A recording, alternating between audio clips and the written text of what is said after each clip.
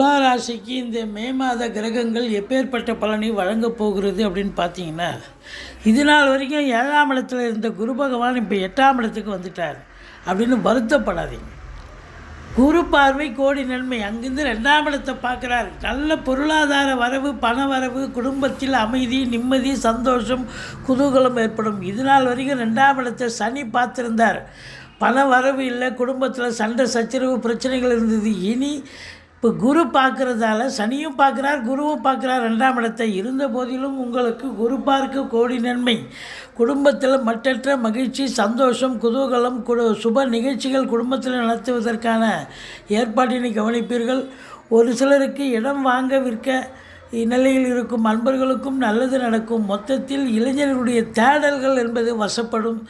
இந்த மே மாதம் கிரகங்கள் இந்த செலவினங்களை ஏற்படுத்தி தந்தாலும் உங்களுக்கு சுப செலவு